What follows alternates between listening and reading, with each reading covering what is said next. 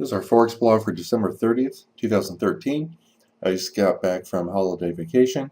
It's the first day back, and want to show one of the easiest ways of trading, and that's using our currency indexes. You can see what the dollar is doing versus all the other pairs, the yen versus all the other pairs, the euro, pound, and of course the other ones, the Australian, Swiss, CAD, and New Zealand. And it's real simple. You just basically want to sell the weakest one versus the strong, or buy the strongest versus the weak, depending on if it's on top. So you can clearly see the dollar is very weak today. It's trending down. The euro, it goes from below to above its hourly moving average twice, and this one's weak both times. So you could focus on buying the euro dollar. And of course you could, if you don't want to have to learn the multi-step approach to trading, you could just bring up a currency chart and put our Forex signals on there and just take those trades. You can see pretty highly accurate. This last one, didn't pan out. It did go up one bar, won about 5 pips, and this one was a loser. But most of the trades were winners. You can see it nailed the high here and it fell over 50 pips.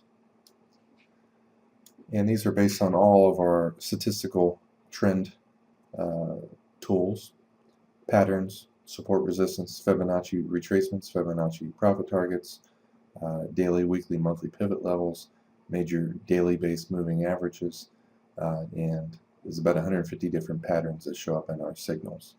And every one of them is basically cross-checked with how strong or weak the market is. So if we get a buy signal and the market's weak, we don't put it on the chart. This one right here. It wasn't enough of a pullback from the high to justify the trade. One bar pullbacks don't usually show up, even though sometimes they work. Many times they don't. But in a nutshell, you want to, again, use the currency index, or you can use our Forex signals. Let's take a look at some of these other ones. The Australian trended up all day. The New Zealand up all day.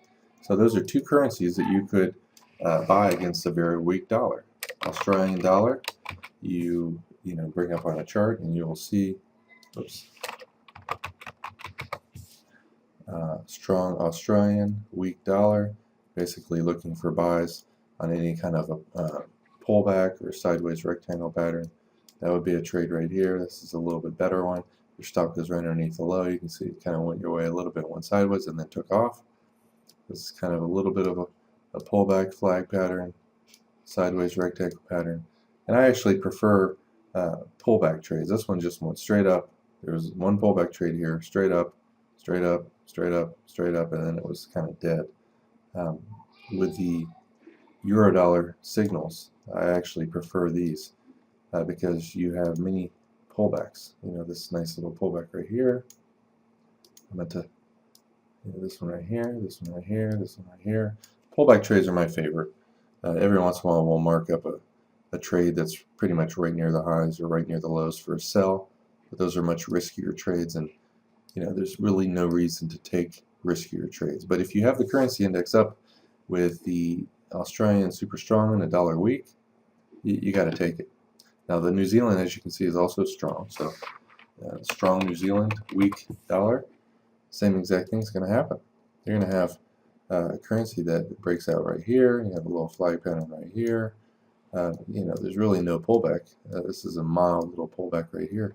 But every single one of those trades, goes up many multiples of what your risk is. This is how much you had a potential for on your first trade versus the risk.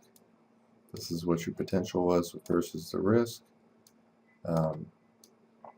This one right here had pretty similar size win versus risk.